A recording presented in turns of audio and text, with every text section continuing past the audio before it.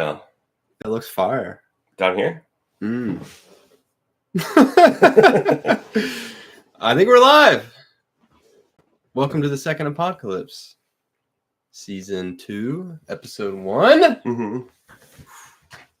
We're back, baby. It was really cool to see how much positive outreach we had on the internet. I was flattered. Yes. And psyched to be here. Hopefully be entertaining. Probably make as many cum jokes and ass jokes as I normally do. So if anybody grew up for the last few months, I'm sorry for you. This isn't going to work out. I know. It's been It's 2 years. Yeah. I think, right? I think it said something in December 22 on my computer. Yeah. I mean, we pretty much stopped like a couple months after the boy was born. The boy? The boy. My child? We got to talk into this, dude. Oh. I think. We got to get some folks in the chat telling us how this fucking audio sounds. Trap or die. This is the first time we've done a YouTube. So. There we go. Who the fuck is the folk bloke? I was trying to... What's up? I don't think I remember anybody. Dude, I totally remember people. Okay, that's good, because I was like, I'm going to disappoint all of the people that have shown up for like every episode. Here, you can use the Discord as a reference. Oh, wait, that's not our Discord.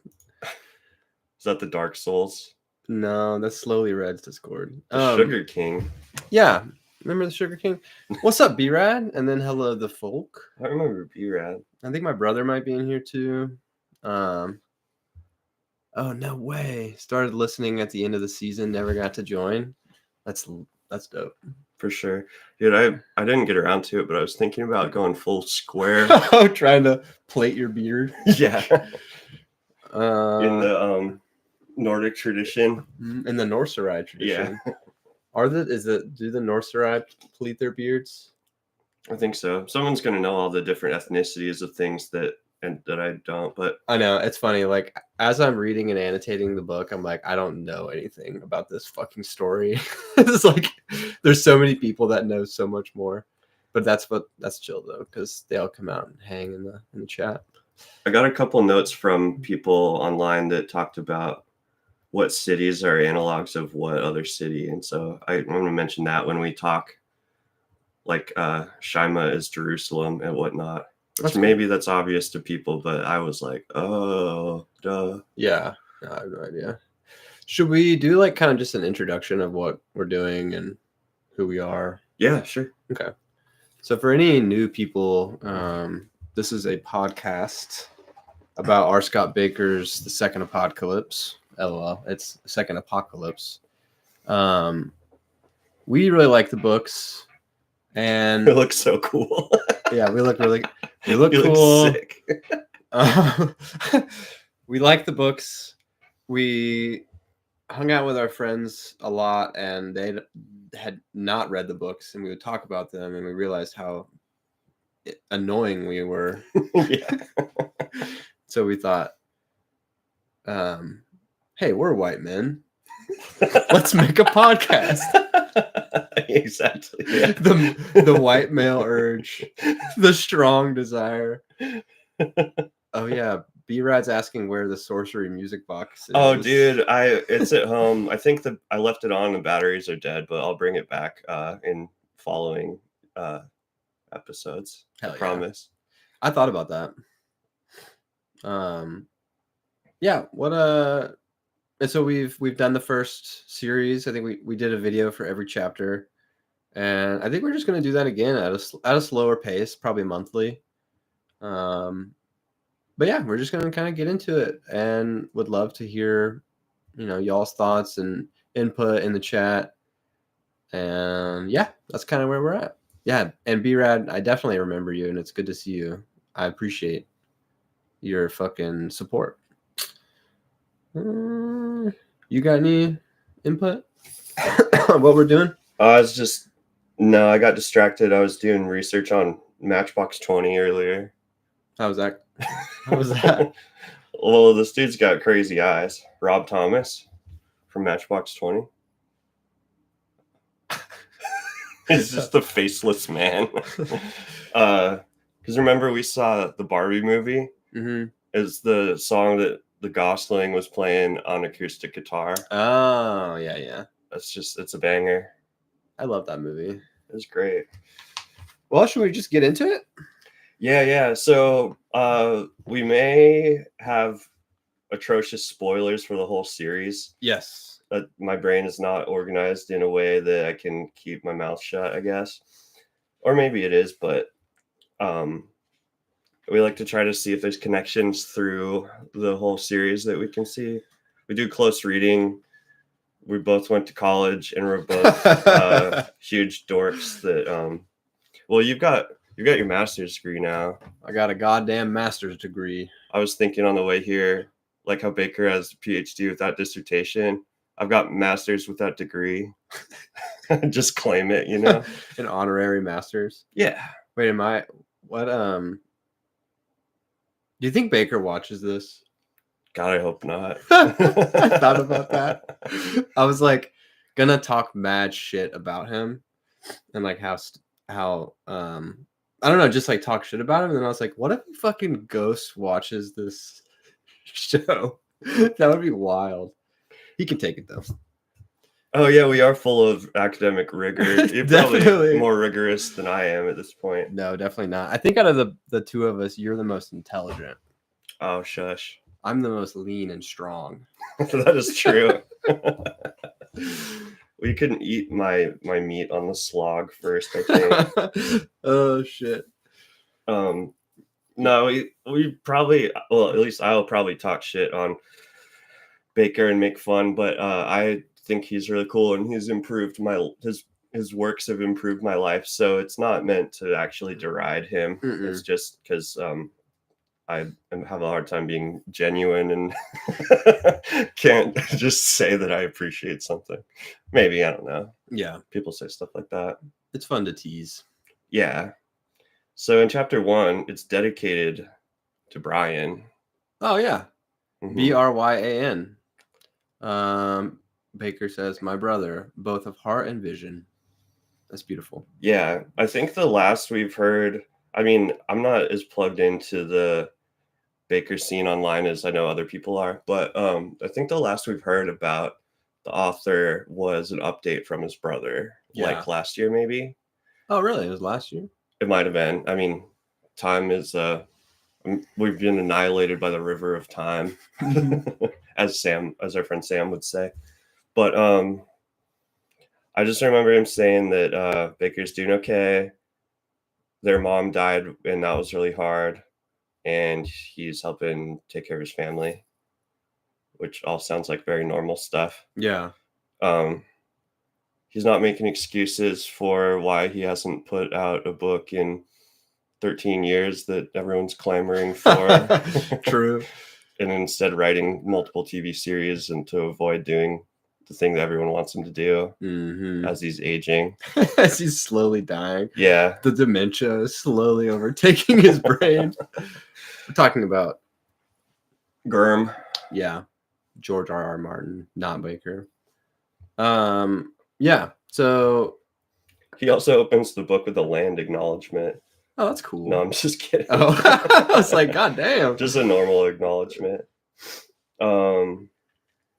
Which I couldn't glean much from. Like, I mean, I don't know. There's people he knows that I don't know, so who knows? But he mentions his Ur-Lord Mythphanion, which sounds pretty sick, who helped put the virus in viral marketing. So shout out to the Ur-Lord Mythphanion and also Loose Cannon, but I'm more curious about who that mythical guy is. Yeah. Or girl. And or NB. This is in the acknowledgement. Yeah, so what, probably 2004 or something? So it's a 20-year-old book. I don't know. Time keeps on slipping. You wanna throw us into the catch up or whatever? Yeah. What came before? What has come before? Well, so I'm on my third reread of the series, audiobooks, and they keep saying wars as a rule fall within the compass of history.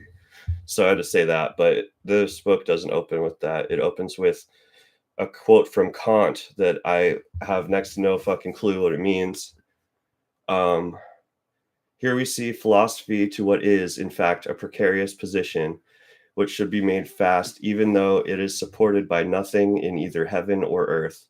Here, philosophy must show its purity as the absolute sustainer of its laws, and not as a herald of laws which implanted sense, or who knows what tutelary nature whispers to it, from the foundations of the metaphysics of morals. And from the one sentence preview of Wikipedia that I Googled, that says that Kant argues that the rightness of an action is determined by the principle that a person chooses to act upon. Yeah. So I think that ties into Kellis's ultimate manipulation of his goal, or of the Holy War. You know, his principle vastly outweighs the consequences of any of his actions. Right. He's mission focused. Is that what? And that would be the Logos, the principle. I think so. Well, and finding his father. I'm kind of wondering, maybe I'm just like missing the obvious, but Moengus got kicked out of Ishwal. Actually, that'll be in the intro. Yeah, B-Rad, do you like the first 3 books narrator or the second 4 better? I think they both fit for their series, but I'm curious, you know? Yeah. You have a preference? I liked the first at first, like my first listen through, and then I liked the second time. But they are both good, yeah. Folk Bloke, which is an impossible name to say. The fuck block. Fuck block. Sorry. Says both are good. Hell yeah. But they like the first one better. Yeah. What's come before? So war is a thing. There was a first apocalypse. Yep. I was trying to think about how I could summarize this in the worst way possible, but I didn't get that creative, so I'm just gonna wing it, and it'll be naturally bad. There's this dude, Inri Sejanus, who is essentially Jesus. I think the Inri is the shit they wrote on top of his cross when he was crucified. Latin for tyrant, maybe? I don't know. I read this book about Jesus last year called Zealot, and it was like a true history of Jesus written by a Christian. And they made a big deal about how he was like a political revolutionary more so than like a religious figure. Like he threatened the Roman system, the political stability of it, more than it was like a religious intolerance thing. Right. I don't totally know, but I think that that's what Inri's for. Also, someone else is definitely going to know and can enter that in if you want to correct us. But he's inspired by Jesus. There's the Tusk, which is the holy book, the Old Testament kind of reinterpreted by Inri Sejanus, and then that inspired Inrithism, which is the main religion of the 3 C's, which is the zone we're in most of this series. And they're cooking up a holy war to go take back the Holy Lands, Shima, Jerusalem, I believe, and against the Phanim, which are kind of the I forgot the obvious word, Muslims. Yeah, believers in Islam. I don't know if the religions line up exactly. Like this book is or the metaphysics are based on Gnosticism in Bakker's books. Yeah, and I'm not really even that like schooled in Christianity, because thankfully I wasn't raised like that. But those are the corollaries, the Christians and the Muslims and holy wars or crusades, holy wars, jihads, whatever. So they're beefing, and there's sorcerer schools. We got the anagogic schools, which are cowards, and we think they're lame, they're posers. And we've got the Gnostic mandate, which are legit, but everybody thinks that they're wacky. And we've got the Kisharim, who use the passion of the gods and are not tainted with the mark of damnation. Dude, the Kisharim are the goat. I think they're sick. I was wondering about, yeah, I don't think that I'm dedicated enough to study like, what is it, the arcane geometries and the I was like, I couldn't learn calculus, but I could probably like, I don't know, sum it up, the passion of something into blasting out cool rays of power. Yeah. Yeah. I think you could do that. Thanks. You're Hope so. welcome. Yeah. Just start blasting. First Apocalypse. There were these bad dudes called the Consult. Yep. And they had the ultimate bad weapon guy, the no god, Mog Farao or Mog Pharaoh. I've had some contention over the pronunciation, but Mog Farao is more fun to say for sure. He was defeated, or it was defeated 2,000 years ago, and now the mandate through ancient legendary sorcerer Saswatha are tripping about the Consult coming back, and everybody thinks that they're crazy. So, shall I continue? That was the first of 3 sort of introductions of this book. Cooking up the summary of the first book. There's this dude, Mathanet. He's a new upstart pope. He's hot. He's sexy. Everybody likes his charisma. He's greased. He's probably pendulous. He's a granite arching phallus. And he is in Momum, which is, okay, I'm taking this from, what is it, Weenie Poo on Reddit. Do you ever read that guy's posts? No. Super well educated and does like these funny, replaces entire songs lyrics with like Second Apocalypse lyrics. Dope. Yeah. To a degree. It's like I'm not that creative, but I was thinking that he could do the No God with One Arm Scissor by At the Drive-In. I thought that might work. So if you want to take that, if you hear about that, please, I'd love to read it. Okay. Supposedly, Inrithism is Christianity, Venemer is Islam, the Nansur Empire is the Byzantine Empire, Kian is the Arabic, Persian, Turkic, Muslim world, Skilvendi are the Scythians, Huns, Mongols, the Shraya Mathanet of the Thousand Temples of the Pope, Shima is Jerusalem, Sumna is Rome, and Momum is Constantinople. Damn, that's sick. And I don't know anything about that time period really, but it feels cool to know that stuff. Yeah. Well, if my brother Robbie's in the chat, he's the actual scholar and he does Middle Eastern studies, so maybe he can chime in. Damn, we could get a Middle Eastern studies guy on this. I mean, I'm pretty sure he's in here. So that was, we give credit to Weenie Poo for that. Yeah. Thanks, Weenie Poo. Poo. And B-Rat in regards to the Kisharim Passion Water says, our tones give off different vibrations, which are geometric. Yeah. I like that. I like it too. What shape am I? What's my geometry? Rhombus. Go. Rhombus? Yeah. Well, that's kind of just because I like the sound of the word. Yeah. I don't know. No, that's good. Polygon. Everything's a polygon. Right? I have no idea. I hope that my stomach groan just got on the mic. Mm-hmm. Anyway, I feel like I'm kind of dragging our asses through this. Let's just jump into the chapter. Yeah. And let's rapid fire, everybody knows what happened in the first book. Yeah. They watched the podcast. I'm going to shout out my very scattered notes real quick, Okay. if you don't mind. Okay. I said the Scarlet Spires are a bunch of bitches. Okay. I highlighted the phrase blasphemous taint. Yes. I think they're talking about, what is it? The commune.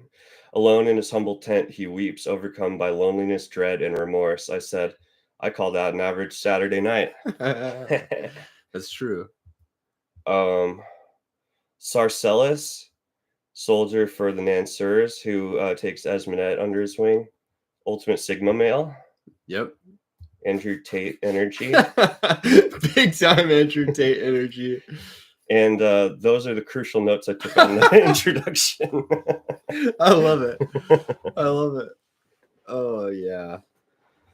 Thank you. Yeah. I like that. Okay, so yeah, that brings us to chapter 1. Which starts out with a quote from an ancient Cuneiform proverb, which just says, "Ignorance is trust," which I find to be kind of annoying. Speak on that. I don't know. I'm just like, what does that mean? What do you think that means? So we've been talking behind the scenes a little bit about how we think that some of what Bakker writes is just kind of bullshit. But I feel like for my life that also applies to like anything else too, where I don't know, I think I'm also a little bit sick, so my brain might be melted, but like things can sound profound and be completely meaningless, and it's hard for me to tell what's what sometimes. Yeah. So I don't know. Yeah. What is it about that? No, I'm mostly teasing. Ignorance is trust. I guess if you trust something, you can really be open to being ignorant about the truth of it. Yeah. I Folk mean, bloke says ignorance is trust sounds like it's about people not questioning things. for sure. Yeah. And one thing about the books too I've realized is that like obviously they're full of philosophy, but Bakker just also does be saying shit. Yeah. So it's not that every philosophical phrase that he mentions is necessarily something he endorses too. Yeah. Which that could be obvious, but I'm on my third read through right now, and I feel like I'm starting to parse out more what he might believe versus what like characters believe. Yeah. But I've mentioned this in the last number of episodes, but I think that if you want to distill it to one theme in the first 3 books is that doubt is crucial to life. Having the humility to consider that you could be wrong about anything. Mm-hmm. Folklook says Akka talks a lot about questioning. Of course, I can't find it, but I took some quote samples where some of my favorite parts of the first 3 books, and it might be in this one, I can't remember, but are Akka trying to explain to Proyas about like doubting the certainty of things and that you are completely unable to know, or unable to completely know rather. And I don't know, that's about it. Yeah. It feels like it feels very nice to hear to me, because I'm not a big believer in a lot of like popular religious ideas or political ideas or anything. And I think people naturally tend to think that they have the right ideas about stuff. Mm-hmm. But having some space to change your mind or like consider that there might be problems with what you endorse is, I don't know, it seems crucial. Something else he said is like doubt begets understanding. It goes, doubt begets understanding. Conviction is what kills, I think that Bakker says, which is like a Protathis or a Gensis quote. I'm sure we'll get to later. Yeah. Don't let me hog the mic though. No, you're good. Okay. It starts out, a commune is blasting through some dreams. He's straight blasting. They're on the march, right? They've left Momum. Yeah, I think they just left. Mm-hmm. And so commune is just like astral projecting through the terror realms of the mandate fucking dreamscapes. It says the dimensionless geometry of dreams never ceased to startle a commune. There's something monstrous about a world where nothing was remote, where distances dissolve into a froth of words and competing passions, something no knowledge could overcome.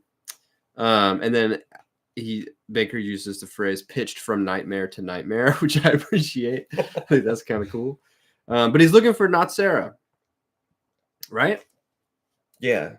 Because thinks he's gonna go tell him about Kellis, or is he just doing a little check-in? I think he thinks he's gonna talk to Kellis. He's conflicted over whether reporting back to Nutsera, who's kind of his like spy handler, school manager, Yeah, just the middle manager, yeah, about how he found the prophetic dude, but then he's also freaking out about not saying it, not telling him. yeah. And I was kind of wondering why this whole first chapter, I was like, you could just tell him. Yeah. I don't know, but my only thing was I think it might make a lot more work for Akamian. So he's like, I don't want to do that. Yeah. No, but I think he just is afraid of admitting that the second apocalypse may be upon them. Yeah. But I don't know. I've never been embroiled in a prophecy that I know of. Not yet. Yeah. Yeah. Why couldn't the Eagles have just taken them to Mordor? I'm sorry. So who's Gollum in this? Oh my chapter? God, dude. This is a side note. I love Gollum. I had never read The Lord of the Rings until now. I'm on the last one. Okay. Return of the King. And for all the viewers out there, I never realized how awesome Gollum is. And we can talk about it. We can get into it more. Yeah. I wish that we had the space for you to like do an act out, Andy Serkis style, you know? Yeah. So anyway, Akamian's going through the dreams, looking for not Sarah. And really, I feel like this chapter is mostly a image of the first apocalypse. Yeah. It just kind of goes through what happened. So he kind of blows into not Sarah's dream. Akamian does. And it's not Sarah's there as Seswatha saying, Anastarim Kalmumus is dead. The Raku are all fucking flying around. Billowing gusts are staggering those who stand. Teeth are cracking. Bodies are tumbling like coals from a kicked fire. And let's see that we got some good dragon words here. I don't know which dragon this is, but it says, Our Lord hath tasted thy king's passing, and he saith, It is done. I love the dragons. It's so dude. fucking hard.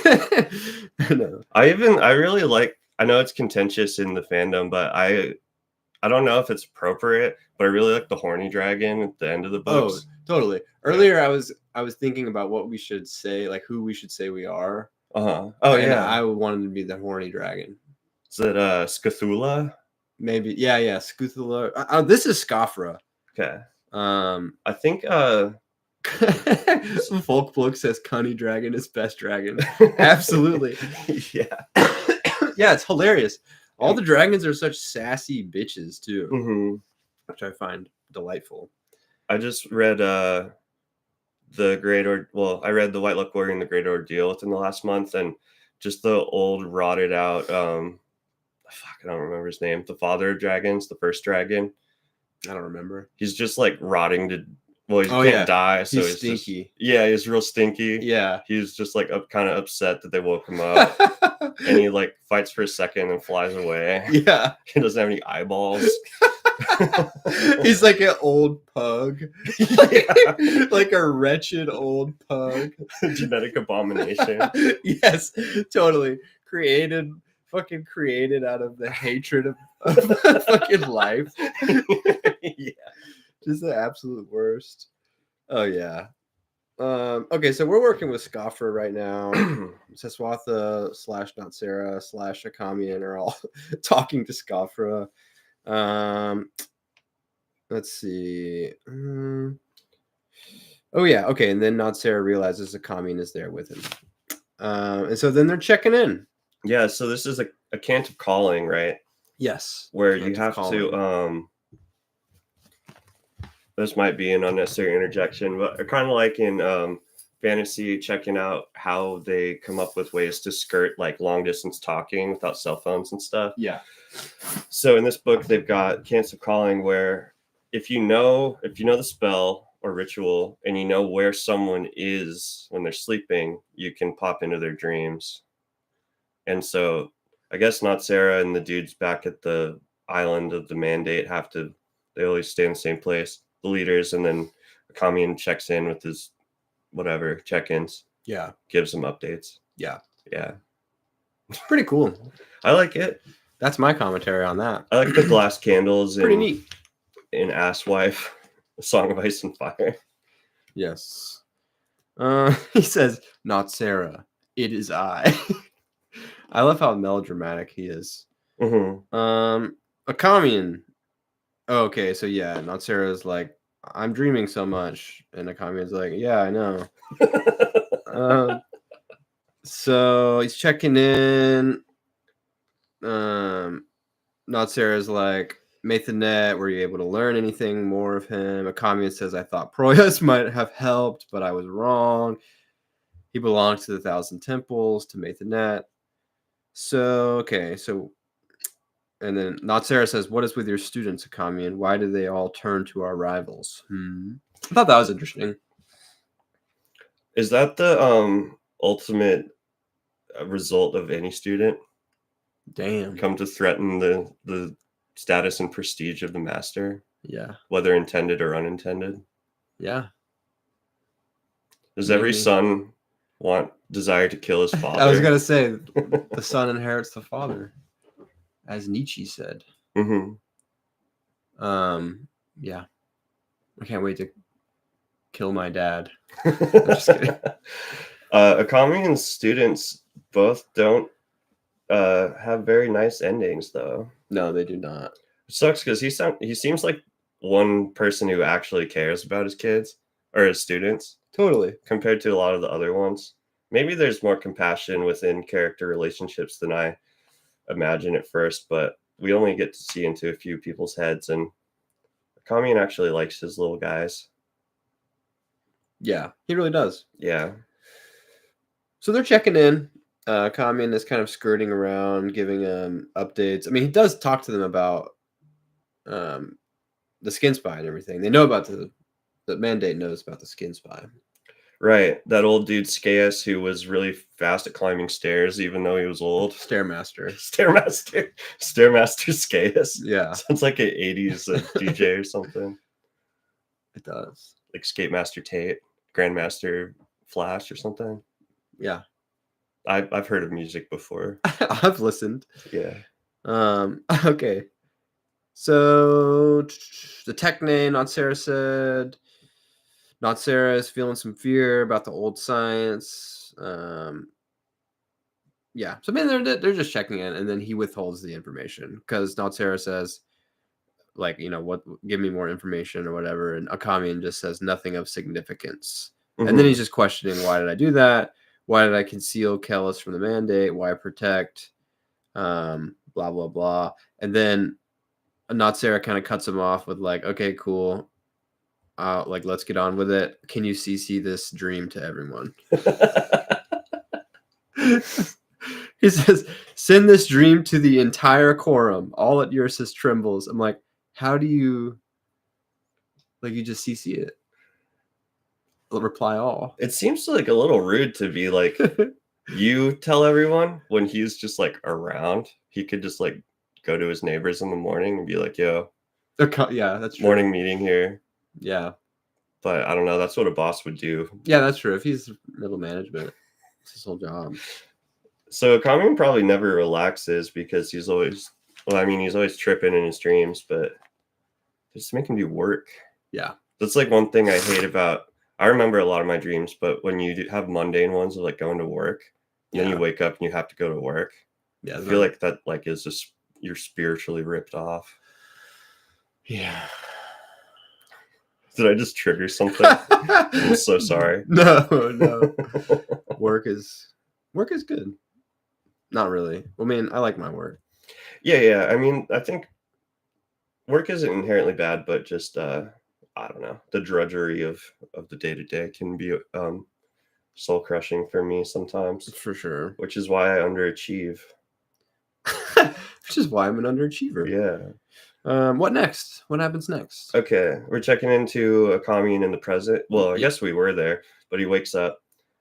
Starts daybreak seemed bold. I just like this. That's how the next page starts, or on my online edition. And it's double entendre where the sun coming up seemed like bold to the circumstances.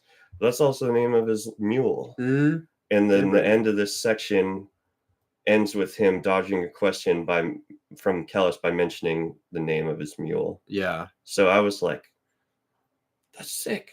it is. Figured sick. out this little Easter egg or whatever. Yeah, I got psyched on myself. that's good.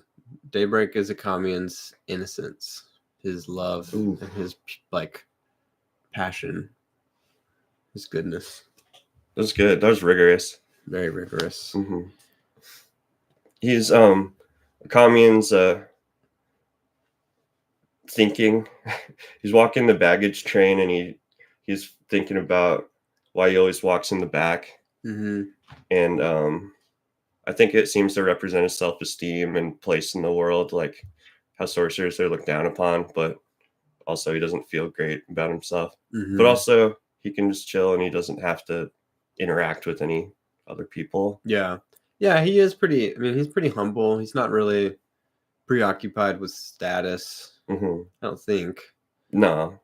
He's pretty preoccupied with himself, but that's cool. That's part of his character, and who isn't? Yeah. And that's one thing. Like, a commune is a very human character in that you do get a lot. I mean, I guess a lot of the characters are preoccupied with himself, but a commune is like a good middle ground of like he does really fucking fucked up shit, but also is really lovable, Mhm. good. Yeah, he's the one that I like see myself as the most, which I don't know if that sounds really ridiculous or arrogant or whatever that says about me, Mhm. but I like wizard shit and I have mental terror. And I just like that he's sad and struggling, and I don't know, it feels relatable in a way. But again, I haven't mastered my Gnostic geometry, so Not yet. no. I'm Nayer. You are you are a buff enough. Yeah. Yeah. I'm huge. I have black hair. My arms are ribbed with scars. Mm-hmm. The tracks of paths that were taken away from this world. Yes. I just want to mention this real quick. Bakker uses analogy here. Says the men of the Tusk, as far as the eye could see, scattered across the countryside, clustered about the road like ants on an apple peel. And I just thought, who peels apples, man? Apple peel. It's only villains in movies peel apples with knives while they're telling you their evil plan. Yeah. Or maybe like a toddler. Yeah. But I've never peeled an apple for Milton. I don't know. Maybe there was some weird thing about apple peels then. Yeah. And it's poetic, but I actually ate some of an apple the last 2 days. One was bad, one was good. But I was just like, apple peel. Yeah. Yeah. I eat an apple every day. Oh, really? Totally. Damn. Probably 2 bananas a day too. Whoa. Yeah. The cock and balls. The ball and 2 cocks. Oh, yeah, sorry. Yeah. I got it wrong. B-Rat asks if Madness is here, and I don't know. Maybe. Madness, are you here? I hope. So this is some logistical shit. They're talking about the Holy Wars, like logistics. Where like okay, so Zynemus is saying the Kenryan contingent they're headed to Osgiliath, and there's a couple different factions wanting to go different ways for various reasons, pillaging / foraging shit. So there's some just politics there of like who does what, who's making decisions and stuff. Right. This makes me think of George R. R. Martin's infamous quote, what was Aragorn's tax policy? I don't understand that quote. Oh, he's more into the world of, he's into like the weird specifics of worlds rather than like obvious like good and evil morality like that. Oh, okay. I mean, because there's I don't know. There's a lot of minutia in asswife. That's what that's what I heard the ASOIF or whatever ASOIAF, A Song of Ice and Fire called is asswife, which is fun to say. Yeah. I don't know. Okay. But is not Asgiliath a straight ripoff of Tolkien, like Osgiliath or something? Oh, yeah. Which is fine with me. I was just like, is that the exact name in the other book? I know. As I've been reading The Lord of the Rings, I'm like, dang, dude. Just straight ripping it from Tolkien. But that's fine. I feel like Bakker consistently does a good enough job of making it unique and like his own spin. And I feel like it honors Tolkien way more than it rips it off in any way. Same for Herbert. Like, I feel like he just rips shit straight out of Herbert's universe too, but in a way that's like, that's some Bakker shit. He makes it his own. It's really cool. Yeah, I'm fully with you there. There's ham-fisted and ham-hearted men. Yep. Which sounds tasty. He studies his feet, his stained toes, and he's starting to think, what student did not secretly crave their old teacher's presence in uncertain times? And then I was wondering, what teacher does Bakker secretly crave the presence of? I wonder. Oh yeah, which Vanderbilt philosophy PhD? It has to be Lord Minothian, right? Oh yeah, Mithfanion or Lord Mithfanion. No, I don't know. I wonder who is his big like influences. Whatever. I don't know. Wonder if they've read his books too. So Akami's walking. He's walking in the back, and he says several times he'd found himself cackling aloud for no apparent reason. Once or twice he'd raised a hand to his cheek to discover he'd been weeping. He's just like completely fucked. And he's avoiding Kellis. That's another reason why he's in the back. Right. But one cannot avoid Kellis. Yeah. One cannot simply avoid Kellis's like creepy ass fucking at the right place at the right time. Yeah. Let's see. Yeah, what else is happening? Well, he's just still tripping about whether or not the apocalypse is going to happen because of the prophecy. I mean, we've talked about it, but an Anasarimber will appear at the end of the world, I think is what Anasarimber Kelmomus back in the first apocalypse says. Which, of course, at first I always thought that meant that like an Anasarimber will come to save the world at the end. But it's not that specific. And maybe other people notice this, but I think it just kind of could also mean the world's going to end when this dude pops up. Or like the end of the world is happening when this dude pops up. So it doesn't promise how things are going to turn out.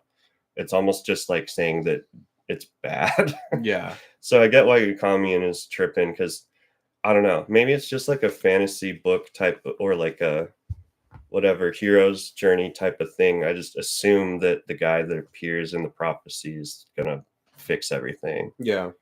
And that's certainly not Bakker's goal in this. Right. Well, it's hard to say. Yeah, it's kind of up to the reader. Yeah. Perspective. I wrote down that just more of Akamian being a little crazy. He goes, and to be alone with such knowledge, how could someone like him bear such a weight? And it made me think of people that like saw Bigfoot or something. It's like, I know what I saw. Yeah.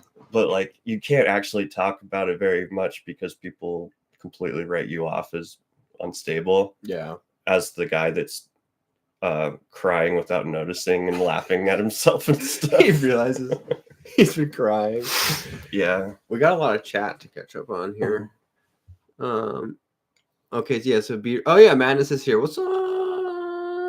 It says he's been here for the past 8 minutes. Good to see the boys back. Talking about some of the forum posts.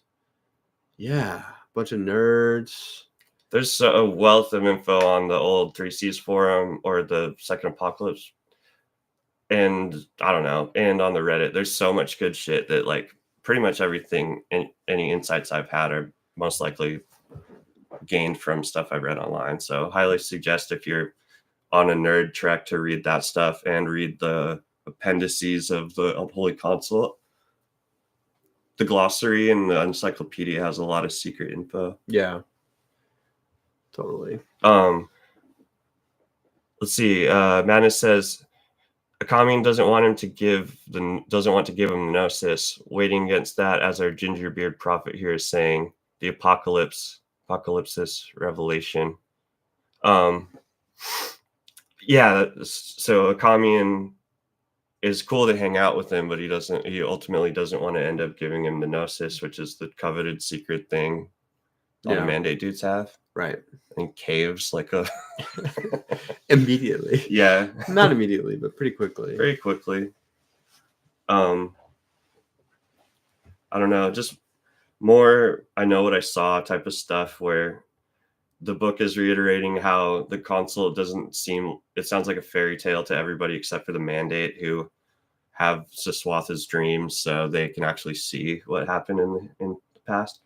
I wonder if they ever doubt if that's real too, you know? Like if they have doubts about it? Yeah, like touching Siswatha's heart gives you all his dreams. Mm-hmm. But I wonder if they've ever considered that's like, it could be all illusory.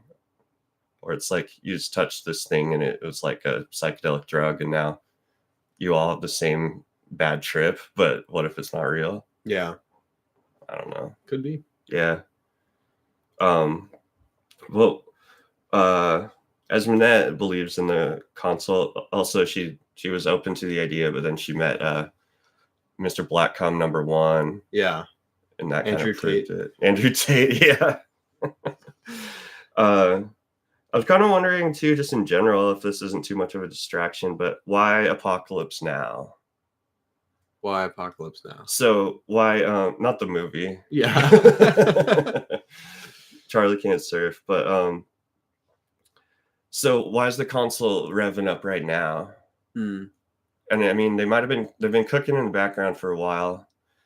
And then Moangus finds a skin spy because he can see that shit. And then he's trying to tell Kellis and Mathanet. But was the consult prepping to like start their second apocalypse right now? Or was it like they kind of spur each other on? You know what I'm saying? Mm-hmm. I don't know. Yeah.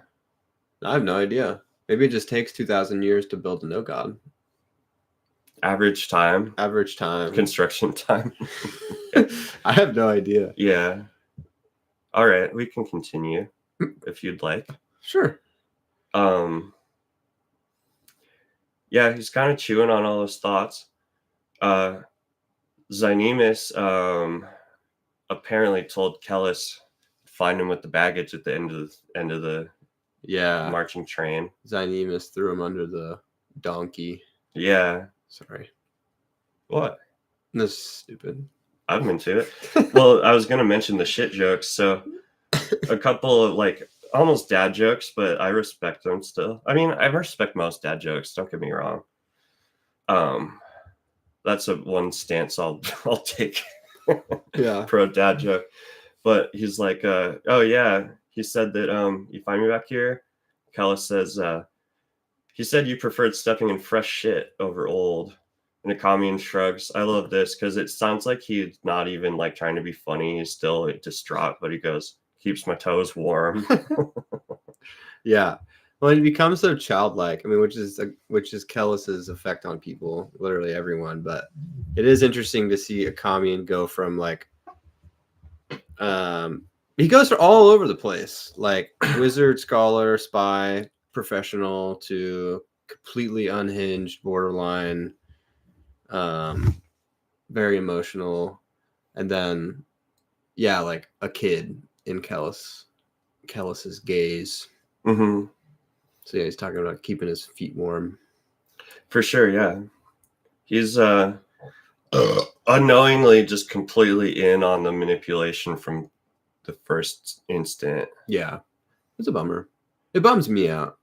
Yeah, I was trying to explain this to somebody yesterday that hasn't read the books, but after the first read, I think you hated Kellis since the beginning, Mm, but after the first read, you can see, what is going to happen. So everything looks different in context. That Kellis, like, I don't think any of his actions are innocent. yeah.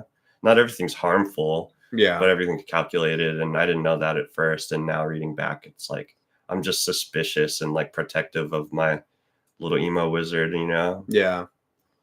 been like, that's fucking bastard. Psychopath Jesus here. Mm-hmm. Yeah. Do we all have a Kellis within us, though? I think so. Probably. I think I do. Yeah. I don't think I'm successful. My Kellis is successful, though. Yeah. As much as I would love to just like talk somebody. Well, that's what I was thinking on the way here. Mm-hmm. That the ultimate Kellis move for us would be to do a crypto pump and dump scheme.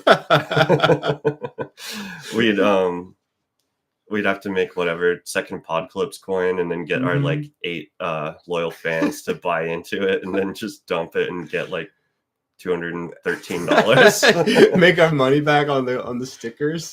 Yeah. Yeah, 100%. We're trying to come out on top over here.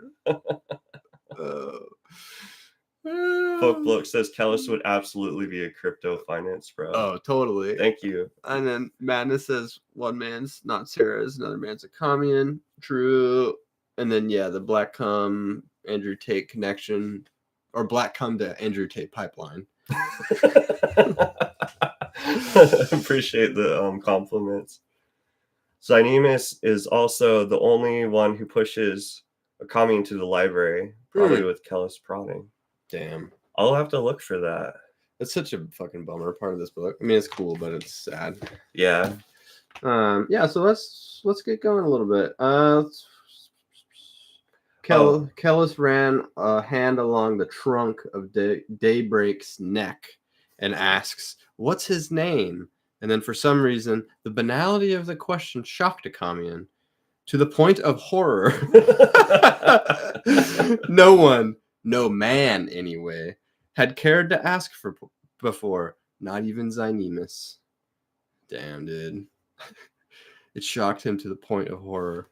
It's hilarious. The commune is so dramatic. I know. Just like, he'll just like straight up walk by his like one true love, Esmenet, because he's like, well, I mean, you'd probably be pretty scarred if you saw Skin Spy for the first time. Mm-hmm. But I always thought it was weird that he just like walked right by her, and then later he just like finds her, and he was like, I didn't do that on purpose. But then, actually, that's unrelated to this, but I just love how he's like set off by like little things. Mm-hmm. No one had ever asked me the name of my mule before. Not even my best friend. And then he caves immediately and says his name is Daybreak. He gives his innocence to Kellis. Oh shit, that's exactly what he does. Oh my god, dude. I love that realization. Published Sorrow asks what we're reading, and then shout out, that's my housemate. Oh really? Yeah. Oh, what's up? We're reading The Warrior Prophet by R. Scott Bakker, the second book in the Prince of Nothing trilogy. Mm-hmm. Second book in the second Apocalypse series. Sorry, I'm trying to own everything now. Yeah. I just want to mention in the last page, but ultimately to the point that Brian spoke to, says Kellis had made him feel this way as though he could breathe easy. So everything about him is like this comforting presence. The reaching towards his vulnerability, like you said, he's giving his innocence over and opening up his heart to someone. Yeah. It's interesting because it's like Kellis's brand of manipulation, so based on, I guess, disinhibiting people, like setting them up to do the things that they want, or like, I don't really know how to explain it exactly, but like he doesn't like implant things into people. He like facilitates them doing what they want to do, but it just like somehow ends up working out for him. Mhm. I don't know. I don't really know where I'm going with that, but It's kind of like Inception, the movie, where you want to make it seem, you want your idea to seem like it was the other person's yeah, organic idea. yeah, It's also sort of like from this book, 48 Laws of Power. Have you heard of that? yeah. Isn't that kind of like Manosphere? It's like it's in there. Andrew Tate likes it. I'm pretty sure Andrew Tate would love it. Okay. I think it's a good book, but it's just kind of weird. It's like a history book, but also, well, it's a book about like how to get power in social situations Mm-hmm. with historical examples.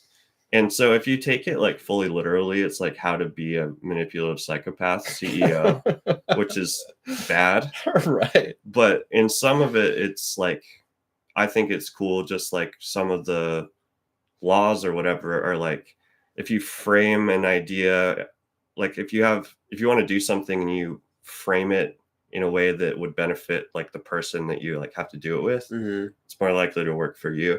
So just you can do stuff with like how to, rise up at your work and like, I don't know, get it. It's like low to high key manipulative, but I Mhm. feel like it's also kind of just some social engineering. Like, I don't know.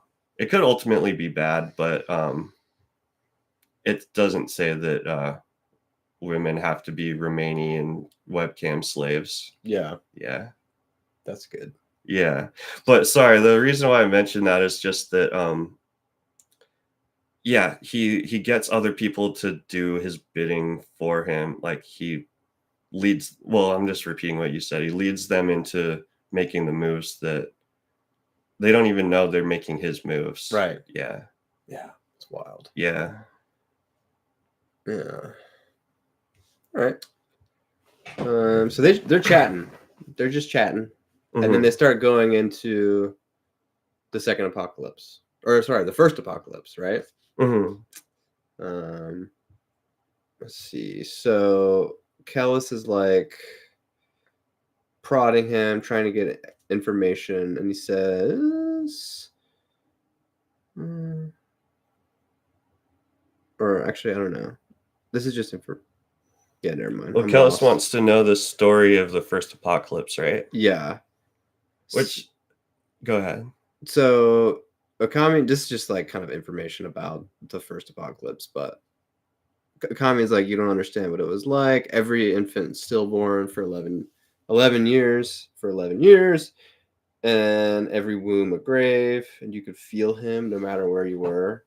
He's an ever-present horror in every heart. You need only look to the horizon, and you would know his direction.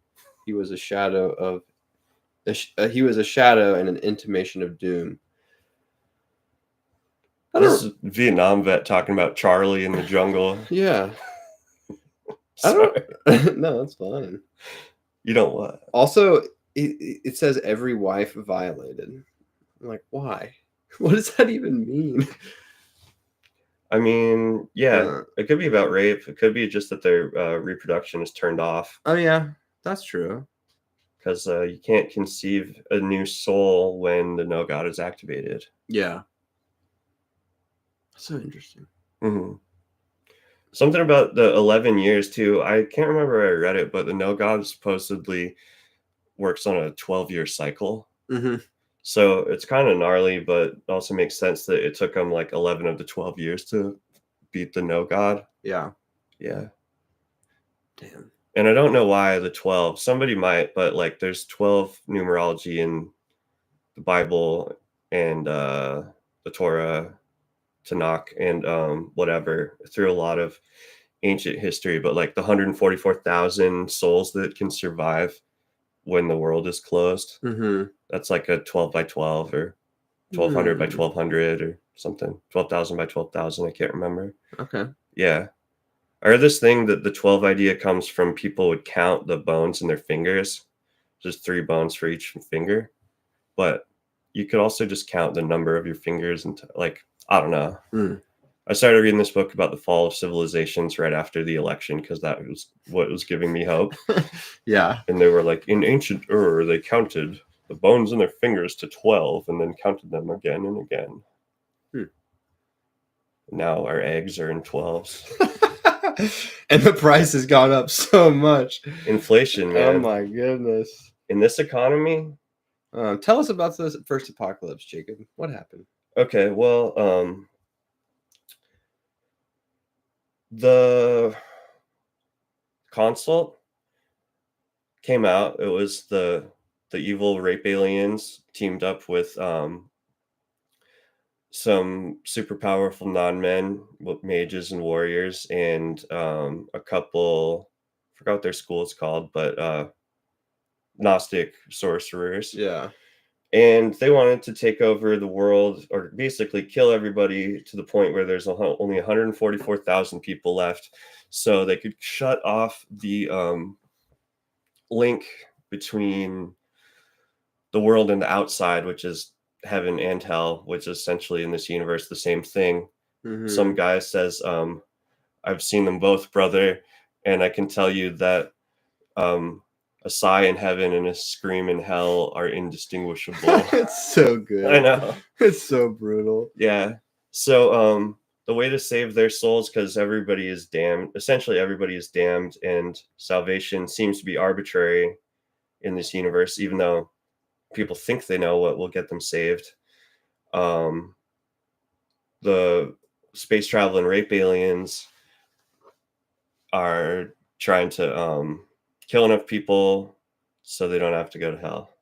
Yeah. And they've got this thing, the No God, which is the ultimate super weapon. I was wondering, is a tornado the worst natural disaster? Vote in chat. I don't know. Who can answer this for us? Because like we get tornadoes here, but we haven't gotten any like super crazy like Oklahoma tornadoes before. Yeah. In here. But like 5 people died right next to like you know, my ex's house in my old neighborhood. Mm-hmm. So I've seen how like crazy it can just like erase blocks of cities and stuff. Yeah. Yeah, it's fucked up. I think tsunamis scare me more. Your oh yeah, said tsunami. Shout out Published Sorrow. Tsunami scares me for sure. Earthquake and tsunami work in tandem as well. Yeah, that's true. Tandem tsunami. The tsunami X earthquake collaboration. Chopped and screwed. Mm-hmm. Folkblok said a couple things. Oh yeah, some people also say base 12 is also better mathematically, which I don't understand what that means. Okay. Yeah, we work on a base 10 system. My dad's a mathematician, which is cool, so he would know more about that, but I'm into it. I mean, we have 12 hours, and 60 minutes is 5 times 12. 60 seconds, 5 times 12. 12 months. 12 months, right? Could you know what month? Like, what's the 5th month out of the year? Well, I mean, May. What? My supervisor yesterday asked me if I knew, like, could tell the months by their number, and I was like, no. I was like, I have no idea. And then I woke up in the middle of the night last night and realized that I did know how to do that. Oh, yeah. That seems like such a weird, like a. We were talking about the like different ways generations learn now. Like I barely know cursive. Oh yeah. You know, it's like I can't read cursive. And I can barely read a clock. You know what I'm saying? Yeah, for sure. No. But you definitely know that 5 equals May, though. Yeah. Yeah. But I would have to do it like as if I was right. Like I would have to imagine myself writing the date, like 5 minutes, and I would know that it was May. Okay. But if you're like, what's the 3rd month? I'd be like, fucking March. I'm not sure I'm totally with you on this. I don't know. Let's get back to the super volcano. Oh yeah, the Yellowstone super volcano. Well, Folkblok said super volcano. Do they count? And yes, they do count for sure. No, like I grew up in Utah, and so people would talk about that being like a possibility, and I just thought it was weird. It's kind of like almost like school shooter drills where you just like teachers are telling you there's this very real possibility that you're gonna fucking die. Yeah. Yeah. But you just have to act as everything is normal. This is normal. Yeah. This is fine. Yeah. Sorry, but yeah. Siswatha got this badass weapon called the Heron Spear. Yep. The Heron Spear. And shot some sort of silver laser beam lightning bolt and knocked the no god carapace coffin thing out of the sky. And he gave it to Anaxophis, and that dude shot it out of the sky. And then that seemed to be the end of the first apocalypse. Which is pretty interesting because it's like this big build up. All the Shrank are all chattering and yammering, and the Skilvendi are beating their chests and having sex with the dirt. And then that it's just kind of like over. Like they just one shot it with the Heron Spear. Yeah. Heron Spear. Not that that's not cool, but it's just interesting. Also, who the fuck is Anaxophis? Anaxophis? Yeah. I mean, I could be saying it wrong too. He's the king of the Canaan or something. Okay. It's like a 3 Seas-ish king or something.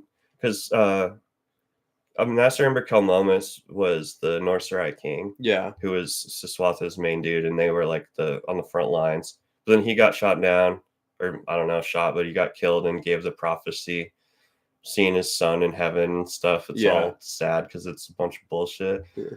And then they found another powerful king that he gave the Heron Spear to. Okay.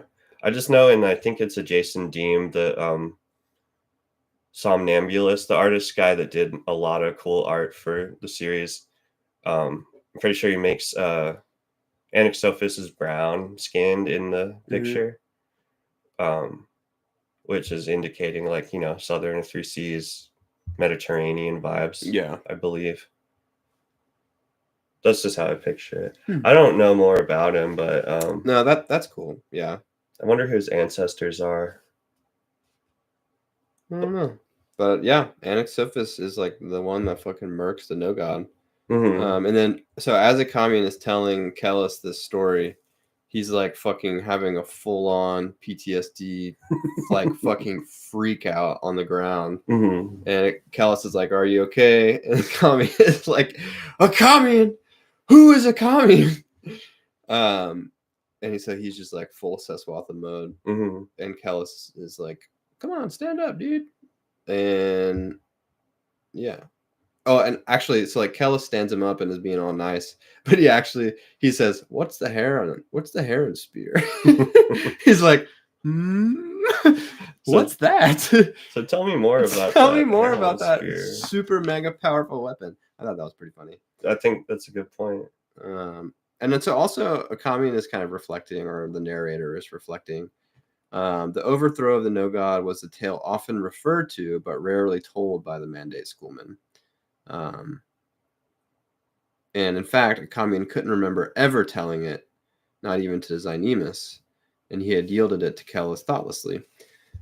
I just thought that was interesting that it's often referred to, but never really told.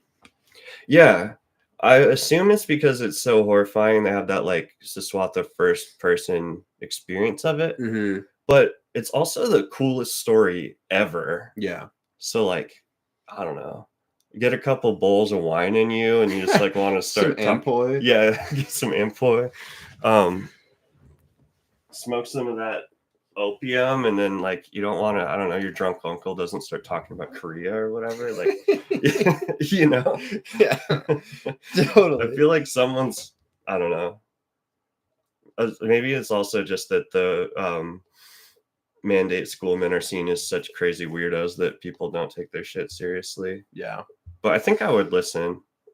I think you would listen if someone like some man on the streets ranting about the no god. Do you stop and listen? No, definitely not. I've worked in the psych hospital too long. Dude, you're gonna hear like the prophecy and just not even know it or clock it. It's interesting because like so on the psychosis unit, so for the viewers, I got my master's degree 2 years ago. I'm now a therapist, and I also work in a hospital, in a psychiatric hospital. Hooray!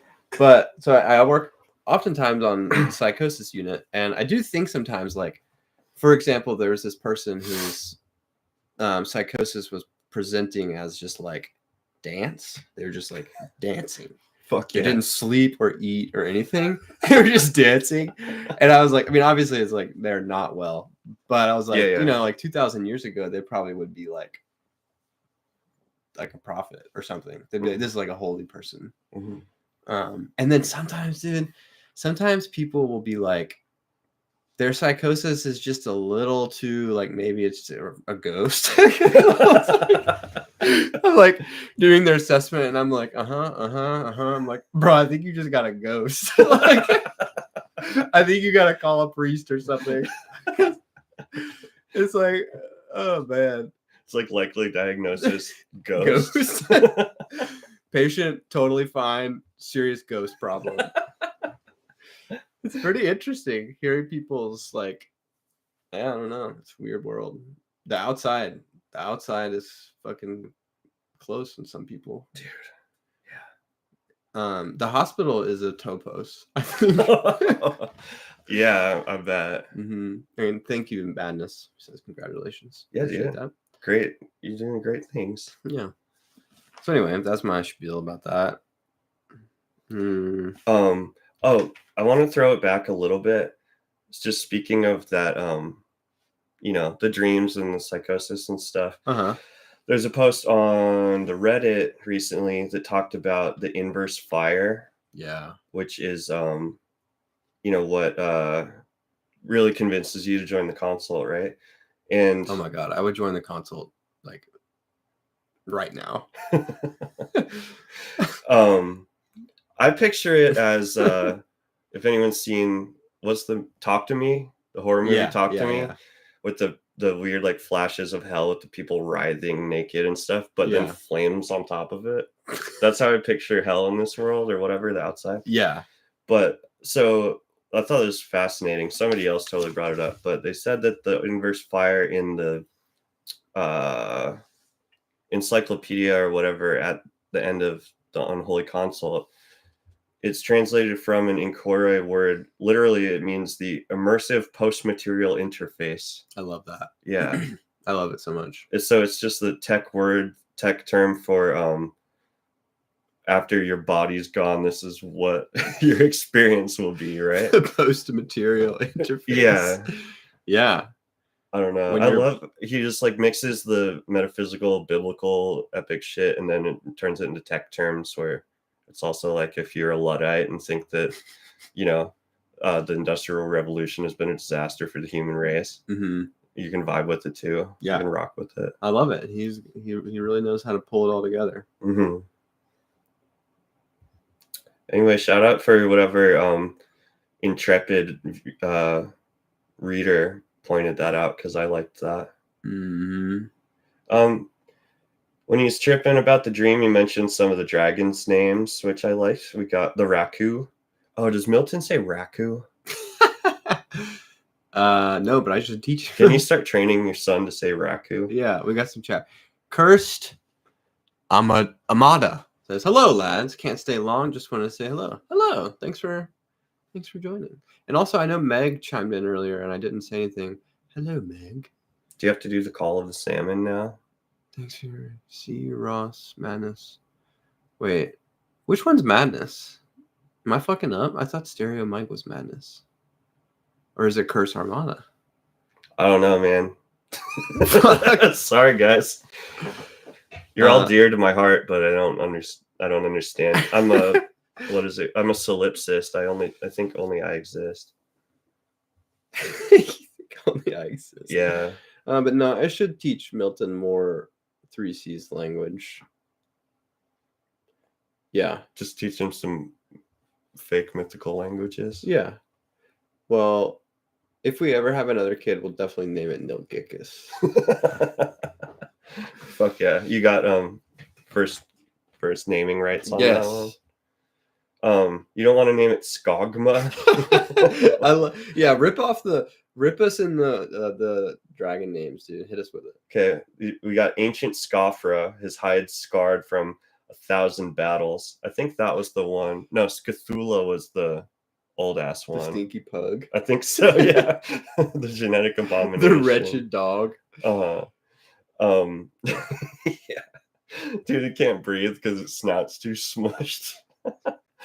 I dog sit for a living mostly, and yeah, it's just crazy how I want to see what all their skulls look like. Yeah. We got Scathula, we got Skogma, aka Smegma the dragon. Gossip. Gosset. Gossip.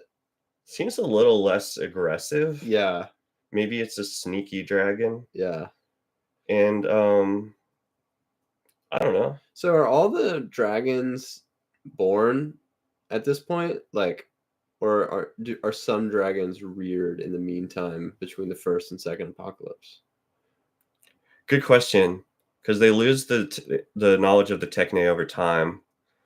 But like Syl, the Inkora king, I imagine he knows a lot more than Orang and Orax. Yeah. Or that the arc hasn't worn down and like gone out of commission as much. Mm-hmm. But I know that God, I'm probably getting it wrong, but if Scathula is the first dragon, whoever the first dragon was, said that he was born before Arcfall. Yeah. Ripped from the void. Yeah. So cool. Forcibly employed. That makes me think that they were taken from space. Uh-huh. Is that a thing? I don't know. That? I've imagined it. Like whether they're just like floating in outer space or stolen from another planet.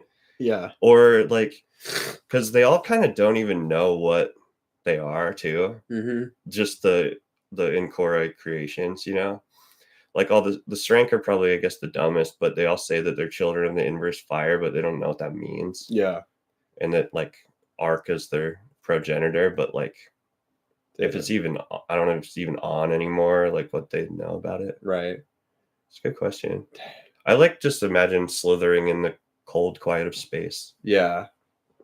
Same. Oh, we got Folkbook says the old one was Wutiat. Right. Nope. You were correct. I was wrong. Wutiat is the pug. Yeah. The wretched pug in the basement. The old stinky pug. Yeah. And so Scathula's the cunny dragon, right?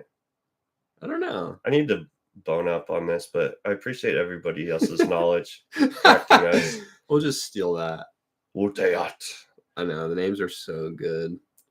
So Kamian's got all this knowledge because of touching Siswatha's heart, which everyone in the Mandate does. Right. Is Siswatha, did he have his soul ripped into pieces to sacrifice himself so he could keep people alive to save the world from the No-God? I don't know. Do you think he experiences the pain of reliving that over? Like, is his soul experiencing that times like 100 every night? I guess probably, but I never considered that. Dude, having one bad dream at a time is enough. Yeah, imagine having however many people are in the Mandate, what, like 200 or something? 200 dreams a night. Oh, you're just getting your teeth ripped out of your face? Yeah. You're on the wall with the Setengira or whoever. Oh, man. I don't know. I just was thinking about the mutilated at the very end of the series. Yeah. And I think whoever else, Shay and Anra, people have their souls ripped into pieces. Yeah. Horcruxes, if you will. Yep.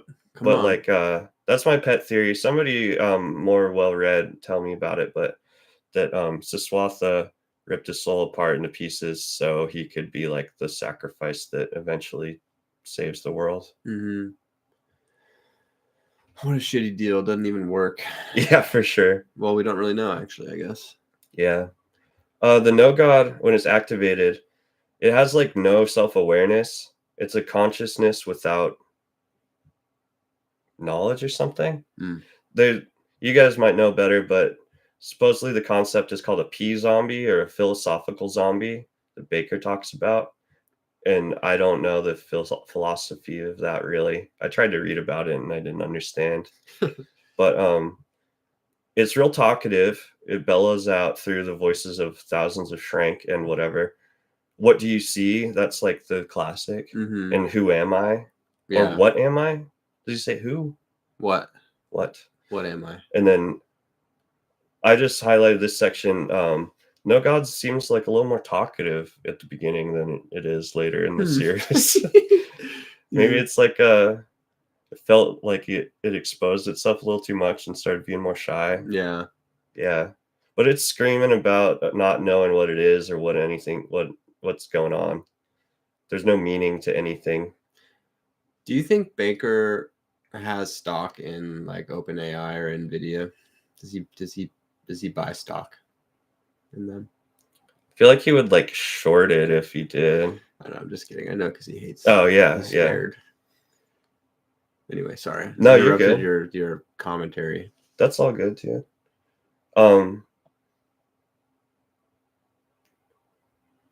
Yeah, Akamian's just fully going through his PTSD thing, and then Kellis kind of brings him back with he's like, let's take off our sandals. Mm-hmm. Let's kick back. And I just thought and when there was but one set of footprints in the sand, that was when you carried me.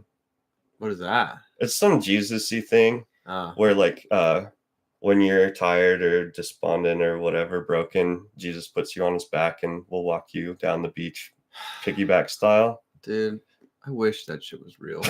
So bad. I wish, dude. Yeah, you want to believe. I want to believe so bad. Mm-hmm. Yeah.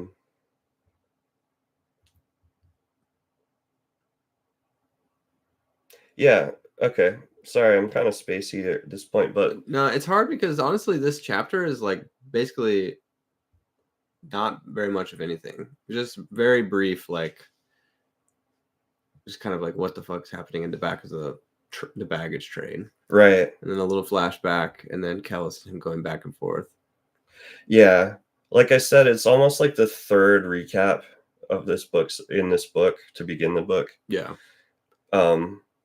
But I like it. I mean, it's like the most epic point in history and of the world at this point. But yeah, the baggage train is obviously in pursuit of the Holy War, which is funny to zoom out from the most like huge disaster possible in the history of mankind, and then they're just like, we got to go kill these Muslim people. Yeah. But I mean, that's how shit goes in the world. Yeah, sure. Yeah. I thought it was interesting that like Akamian is he's so fucked up on his relationship with Kellis, or like how Kellis is making him feel that he tries. So he says, as the days passed, the revelation simply complicated his anguish. One night he prepared the cants of calling no less than 3 times, only to have them collapse into mumbled curses and recriminations. That's pretty interesting though. He's just like, he can't even do his wizard shit because he's so preoccupied.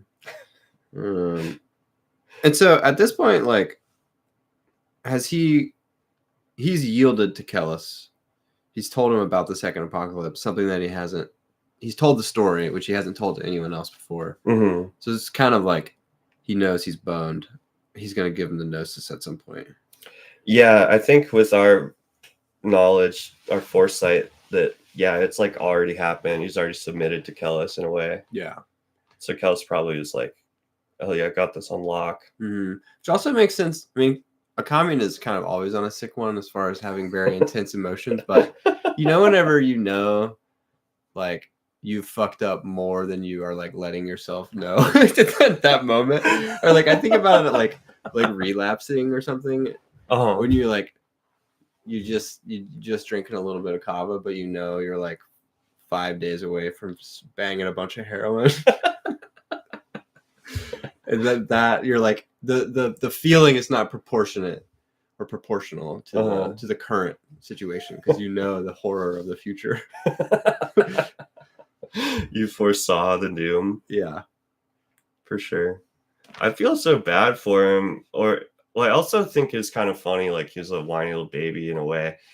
I've obviously never experienced anything like this or like war or any real threats to my life, but a commune's like a miserable mess at this point, and then just everything just gets worse and worse and worse for him. And it does seem to be able to handle it better in the future. Yeah, But- especially on the slog, I feel like he really gets his stride. Yeah, Because he has a Curie. yeah. That Dude, I helps. wanted to do Curie so bad when I've been reading that lately. Mm-hmm. Still, doesn't sound great. Oh yeah, Yeah, it sounds. I mean, it sounds like meth. A little bit. but it like warms your soul It's good meth. and rips you apart. Yeah, it's good meth. You can burn my bones and snort my ashes afterward if you want. We could dig up my dog. Who is Sorry. this? Oh shit. This is Sorry. mud. At one point, the commune is thinking inside, like, okay, the end is coming. He says, the end is coming. I must decide. So I'm like, decide what? I wonder. I guess is he wondering decide whether or not to tell the mandate? Yeah. Okay. Like, what would like you mentioned earlier? Like, what would that do? What would the mandate do about that? Because I can't. I don't think it would change anything. Yeah. Because Kellis would just fucking own them too. Yeah. Of course, the commune doesn't know that Kellis is Dunyan True. yet. But yeah, I think you're right about that. I think that there's some worry from commune that they'll kill Kellis or torture him or something. But I also don't know why they would do that. I know that they would like take him. They're thinking they'll like capture him and use him to their ends and stuff. Yeah. Probably hit him with the cancer compulsion to try to get everything out of him they can to, in furtherance of the prophecy to stop the second apocalypse. But like theoretically, they've got the good, like they've got the whatever, their intentions are the best. Mm-hmm. Yeah. So like, I don't know, what's one man to, they say that in other stuff too. What's one man to compared to the world or the empire or something? Nothing or everything. A secret third thing. Yeah, it'd be interesting to know what the mandate's like policy is about. Hey, if you happen to discover the Kelmomian prophecy, like if you happen to find the missing Anasarimber, here's what you do. Yeah. Dude, I bet they advertise like a reward or a promotion and they just don't give it to them. Like the that cops would happen do. to a commune. Yeah. Oh yeah. Just a bumbling sad guy. Oh. Like, well, you didn't technically whatever. Yeah. So he doesn't get his 10,000 Kelix or marks or whatever. But they're chilling more and talking about bro stuff, and Kellis throws this perfect ass rock, Yeah. which I think it's like Dude Perfect or something. There's some like YouTube guys that like shoot basketballs from airplanes into like hoops and stuff. Yeah. Ping pong balls off of the Empire State Building. Yeah. But yeah, he just does like this ultimate trick shot, and the commune's like, "Did you do that on purpose?" And then Kellis is like, "Nah," but it totally was, because you can calculate the geometries of the the density of the rocks and the humidity in the air and whatnot. Yeah. And he's like, then he uses it as a metaphor. He's like, the unforeseen, the catastrophic follows hard upon all our actions. And Commune goes, well, a Commune wasn't so sure he even had a point in decisions, he said. A Commune's just fully wrapped up in his own dilemma. Yeah. Which makes sense. Yeah. He's very myopic. Well, it's funny because it's like, he's myopic, like self-obsessed, but he's also world obsessed. So, I mean, it's the comparison is interesting to me. Yeah.